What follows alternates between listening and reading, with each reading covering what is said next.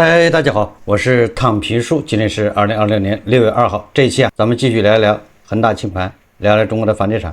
5月份已經過去了，關於5月份各個地方的二手房、一手房的交易情況、數據，各個機構的數據紛紛出台，這些數字可以說是同一個數字，不同的解讀。我們看21世紀經濟報道，叫5月樓市熱度不減，這個記者叫張敏，報道說，一線城市中，北京、上海並未在近期推出穩樓市政策，但市場表現仍然亮眼。今年5月，北京二手房晚簽成交量約 1.6 萬套，創近5年同期新高，且連續3個月站在 1.5 萬套的榮枯線上。5月，上海二手房晚簽 2.8 萬套，亦創近5年同期新高，就是北京、上海二手房5月的二手房創了5年的新高，就是跟每年的5月份比，那2026年這個5月份就顯得亮眼一些。這個上海是二手房交易量最大的城市，單月上海共3次出現單日二手房網簽量超過1500套的盛況。根據58安居客研究院統計，二線城市中，杭州、成都、南京、青島、寧波、蘇州、廈門、東莞、佛山在5月的二手房成交量均高於上年同期。其中5月2次優化樓市政策的蘇州二手房成交量同比漲幅達 56.8%。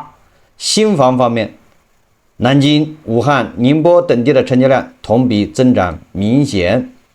5月重點城市樓市熱度不減，也是今年以來政策持續托舉的結果。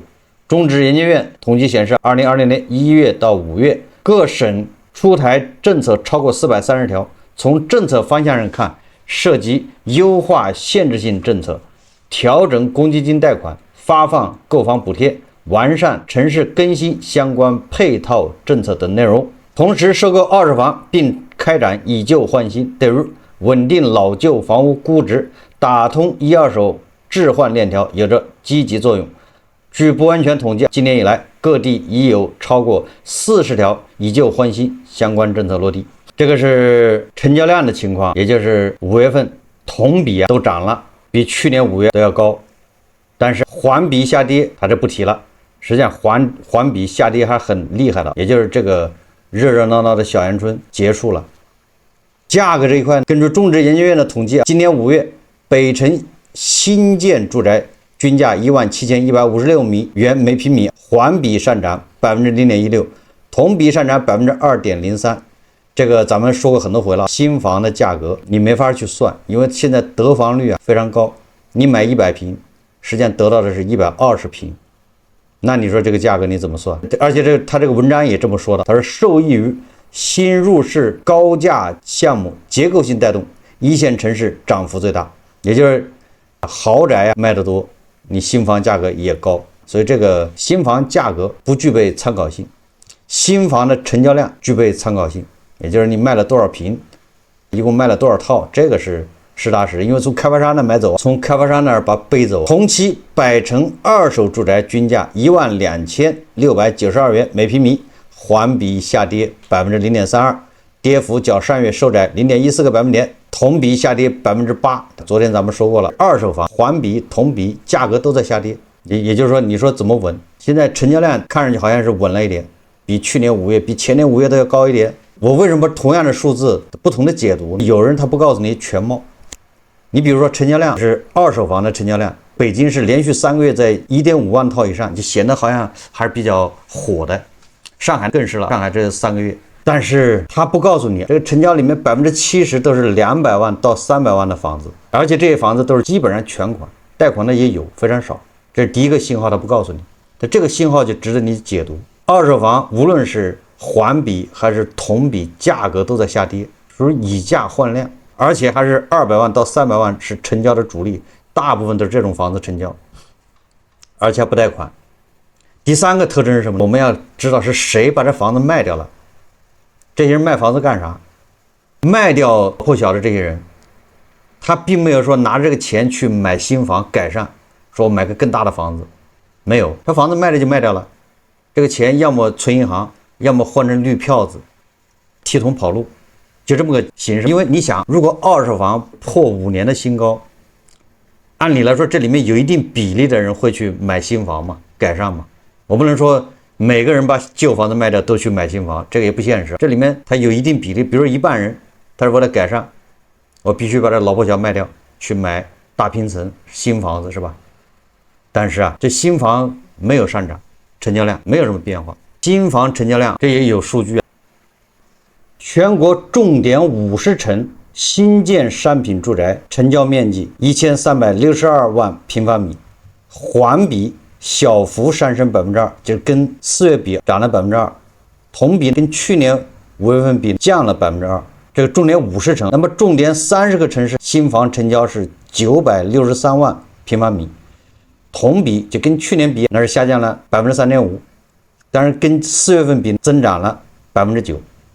說明什麼？說明這些賣了200萬、300萬的房子這些人，他並沒有去買新房。如果這些人都去買新房，那比去年同期比，你200萬、300萬賣房的人這麼多，都增長了多少？那為什麼新房沒有增長，反而下降？所以這就說明問題了。把這些數字啊，如果仔細的對比一下，你就發現實際上說明買房的這種剛性的剛需購買力是在下降的。這一次一割完，後面基本上就沒有了，還指望着誰來接盤？還指望着誰來買房？現在都是在出，也就是說這些手上有老破小的，把這房子賣給那些剛需的，賣完之後人家就不再繼續買房。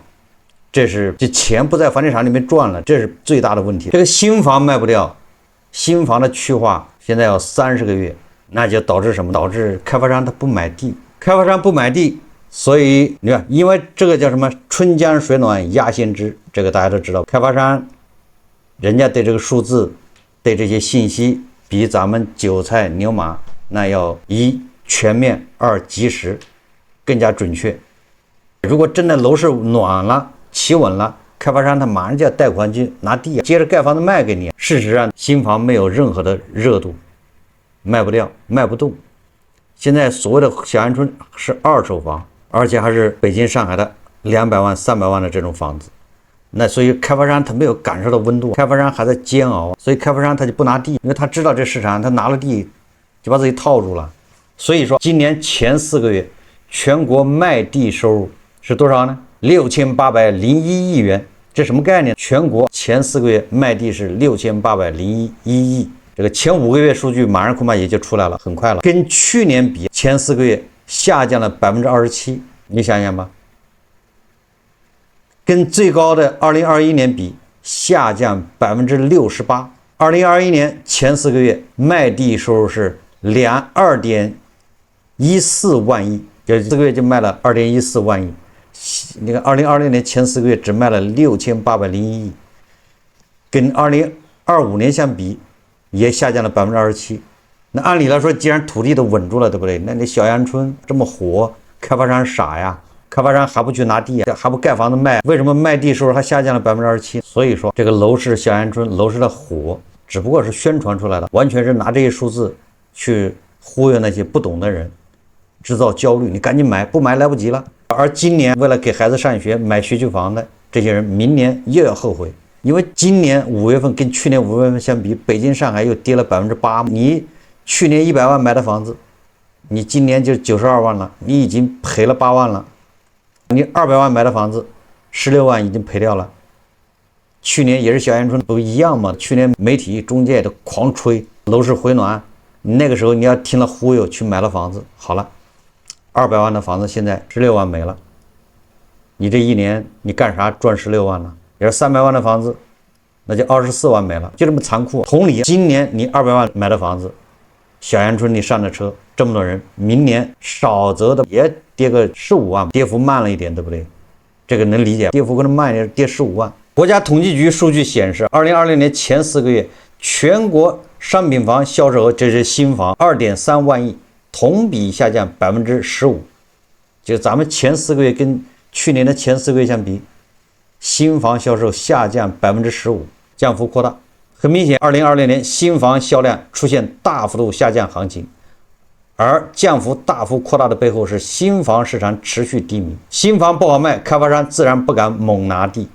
現在開發商多以保守為主，趕緊把房子賣掉，回籠現金，保命啊。所以这个現在樓市的一個真相，我給大家解讀的，樓市不是這些媒體中介這房吹說的火爆，反而你應該看成這是一種無奈。剛需房卡到這個點上，孩子要上學，被逼是吧？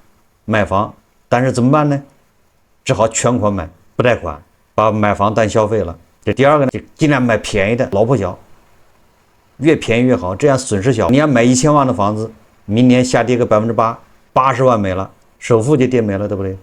所以就買這種200萬的全款買，這反而說明一個問題。第二個說明這些手上有老破小的這些人也賊得很，他急着把這房子賣掉，他不是去買新房。那你想象一下，賣老破小的人他是怎麼想的？他為什麼這個時候賣？難道他要錢去投資股票是嗎？要錢去幹什麼？他又不買新房，還不是說明他不看好房地產嗎？他趕緊賣，降價位賣，便宜點。所以你看，這就是中指研究院給出的數字，二手房環比、同比價格都在下跌。當然了，上海個別地區，具體到某個小區，它房價有可能漲了，這個大家都能理解，無所謂。總有的地方房價買的人多，那人家就要漲一漲。但是大的趨勢是在下跌，就是這麼個心態，大家一定要搞明白。那你想想，如果我們都認為房價要漲了，那你說誰還200萬、300萬的房子降價賣給你，腦子壞的了？還有人說，你看那個租金，現在一算，200萬的房子租金一個月4000、5000，已經合理了，租售比合適了。那我就想知道，那你為什麼要把這房子賣掉？那你出租不就完了嗎？你是急着要錢幹什麼？你存銀行你也不合算，對不對？炒股你也不敢，你也不去買新房，那只能說明你把這錢換成綠票子想跑。你要換成綠票子想跑，那是不是更糟糕了嗎？所以大家一定要仔細去想。現在實際上就是針對這些剛需房一次徹底式的清，叫交易，叫刨他們的根兒。我們再看任澤平老師今天發了一個微博，我覺得還挺有意思，可以看一看。他說幼兒園關停潮，年輕人為何不生娃？這就是咱們說的人口在斷崖式下跌，你這房價你靠誰去撐呢？難道大家都不想這個問題嗎？少子化來臨，從農村到城市，從低能級城市到一線城市，幼兒園招不滿成新現象。這不是新現象，關停潮正向小學、初中蔓延。這個幼兒園關停潮實際上從3年前就開始了，我記得再往前4年都有了。現在小學關停潮現在正在開始，很多小學還比較有名的小學都招不滿學生。這就是我說的，為什麼你現在買學區房的這些人風險多大吧？少子化有4重影響，第一個是低能級城市招生難，農村學校生源斷崖式下跌，鄉鎮幼兒園村級教學點大面積關停，村裡小學全班只剩5、6個孩子，老師比學生還多。緊接着是3、4線城市大量民辦校園關停，公辦校園也開始合併。不要緊的，有三農專家在，三農專家號召大家回農村接着辦學啊。第二個是大城市也感受到寒意，一線城市招生數據顯示，學位不再緊缺，部分學校開始搶學生，優質資源依然稀缺，但普通學校、民辦學校生存空間正急劇收窄。第三個是嬰兒潮退潮已向小學、初中蔓延。2022年全國幼兒園數量首次負增長後，你看對吧？我記得是4年前就開始到處的關停幼兒園了，就是我家附近的幼兒園好幾個都關了，那是北京吶。至2024年累計關停4萬餘所，小學緊隨其後。那4年前那現在差不多了，對不對？這幫孩子正好上小學。2016年二胎放開，2023年小學招生數量達到峰值1878萬，2025年降至1462萬，初中生源收縮已在路上，未來3到5年將顯現。那重點來了，學區房降溫，學區房溢價建立在學位稀缺之上，現在生源減少，學校合併，招生政策調整，學區的確定性被打破。2022年以來，北京海淀、上海徐匯、廣州天河等傳統學區二手房房價較峰值跌約30%，3、4線學區房逐漸失去溢價。全國出生人口從2016年的1786萬跌至2025年的792萬，腰斬的不止。嬰兒潮退潮的第一波衝擊落在幼兒園，第二波衝擊小學，第三波將衝擊初中、高中乃至大學。任泽平说，面对不婚化、少子化，我認為有3個辦法，那咱就不說了，他這個辦法也沒用。不結婚，不以人的意志為轉移，全球都是這個趨勢，你也好不了哪裡去。你再忽悠，沒有用。現在連農村地方都，一他結不了婚，第二個結了婚，好多也不再生孩子了。過去農村裡恨不得生3個4個的，要超生，對不對？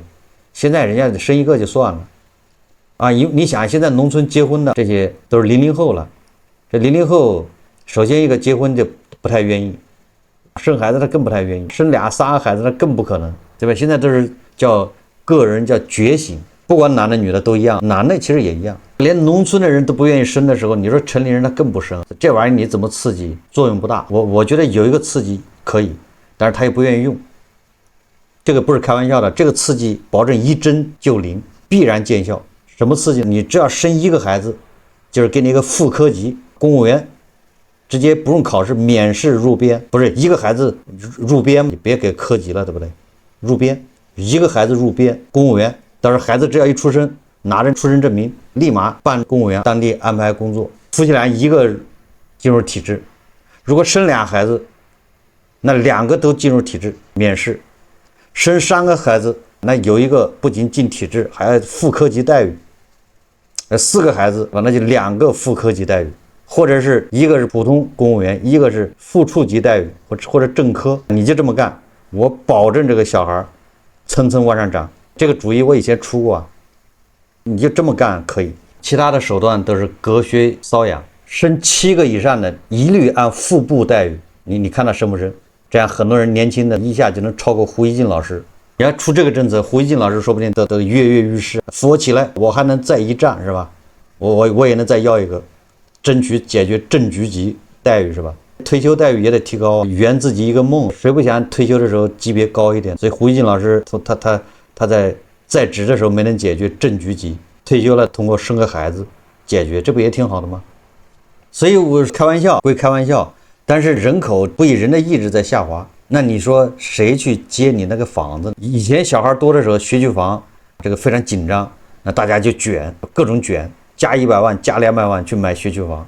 現在卷的人少了，因為競爭的對手少了，小孩本來就少了，競爭人少了，真正有錢人也少了，大家都沒錢，谁還去卷學區房？有條件、有資格去卷的人也少了，競爭的烈度就小，競爭的烈度一小，那房價它就穩不住，對不對？所以說，大家想象一下，這學區房都扛不住，其他的房價更扛不住。你的房子指望誰去接？後面沒人了。所以我說了，這個前天咱們一直說，核心城市的核心地段叫稀缺資源，房價說不定還有價值，它都不太容易跌，多少還是有錢人的願意去接啊。剩下的這個地方，這房子你不要有任何幻想，你感覺它好像還值錢，還能賣，不要這個想法，因為房子泛濫，房子多，你認為是個寶，人家不在乎啊。你這個貴我就不買，我換個地方不行嗎？所以我一直說，未來很多地方，大部分2線城市往下3線、4線、5線都會鶴崗化。2線城市裡面也只有幾個有點特色的，能解決就業的，那恐怕稍微好點。這個不以人的意志為轉移，沒有辦法。我們這2天在講 K 型分化，K 型分化，大部分人 K 的那條腿往下出溜，現在越出溜越快。你不僅你還沒享受到人工智能的這個紅利，你已經失業了，你連收入都是問題，你還買什麼房？你還用30年的貸款去買房？那你想想，你人工智能就要取代你，人工智能造成的失業恐怕也是史詩級的20%以上，也就是未来這個失業恐怕是史上罕見的。你還貸款買房，那你不就是對吧？所以我一直說，你全款单消費，買了就買了，失業不影響你，反正你这房子買過了，你沒有貸款要還。你饅頭加榨菜，反正也能混。所以這2天我們看到深圳、上海豪宅還是日光，而且他們驗資都是8000萬，就是你沒這麼多錢，你沒資格來看，別在這瞎耽誤時間。所以這個時候，很多北漂、滬漂、深漂一定要注意了，千萬不要貸款買房，不要加槓桿。這個時候你要再加槓桿，很有可能未來死無葬身之地，又開始哭訴。你看上海的樓市已經1個月比1個月差了，6月的第1天只賣了700套了，就是昨天不是星期一嗎？按理來說那應該是1000多套啊，現在只有700了，比這個5月份又下滑了10%幾，但是这只有一天，我们可以看，實際上這規律就是規律。這個我估計上海6月份的二手房跟去年6月份應該就差不多了，持平了。那比5月那肯定是下跌不少，就這麼一個規律。那北京也差不多，其他地方就不值得提了。我們再看個新聞，為什麼說這個樓市它很難漲？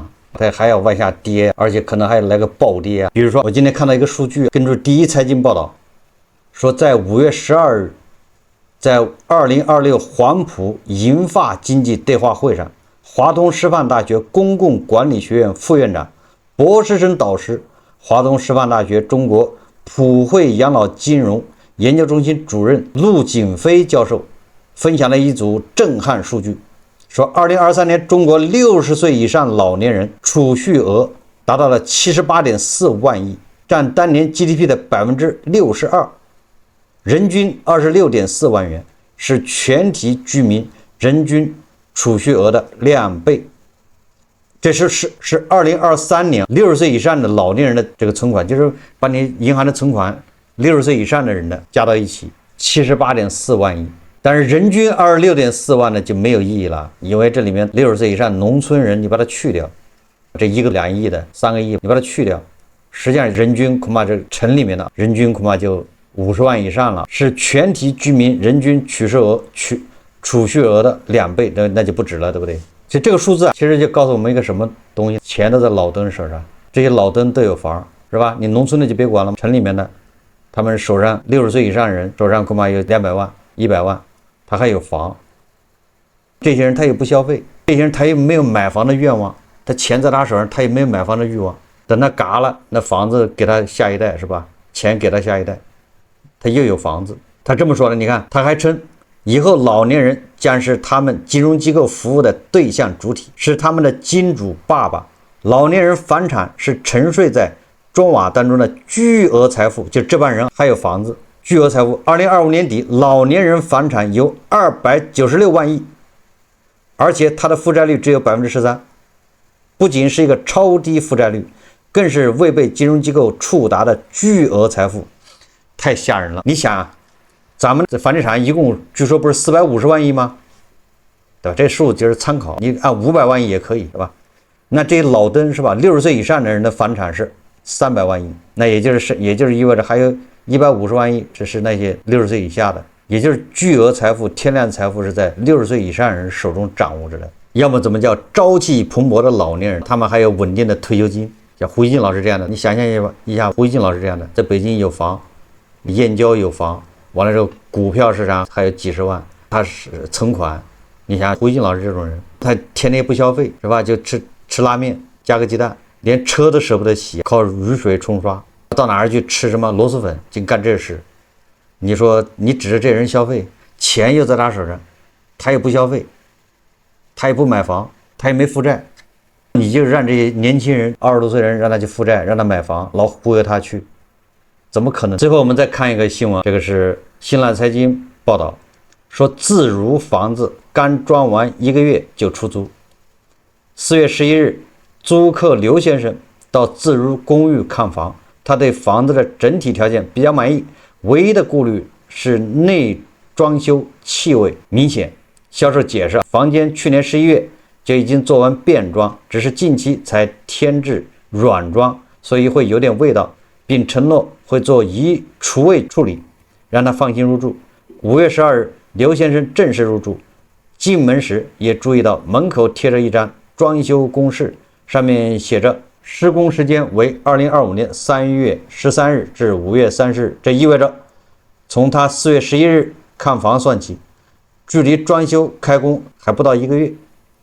後來自如區域經理到場做甲醛檢測監督時，還順手把這張公示牌撕掉了。入住第一晚，刺鼻的氣味就讓劉先生難以忍受，他進一步發現自如所謂的專業除醛就甲醛不過是網購了幾罐空氣凝膠，敷衍了事。劉先生隨即提出退房，卻被對方拒絕，只允許他在廣州範圍內換租自如的其他房源。無奈之下，劉先生自掏腰包，邀請第三方檢測機構在3方共同見證下做了空氣檢測，結果顯示甲醛濃度那就嚴重超標。這裡我為什麼說這個新聞？我以前節目說過，我那個房子就差點給了自如。自如收房的時候，他說我那房子要裝修一下，我說那就裝呗，還要第二天還什麼派個設計師去看一下，量完之後給我報價。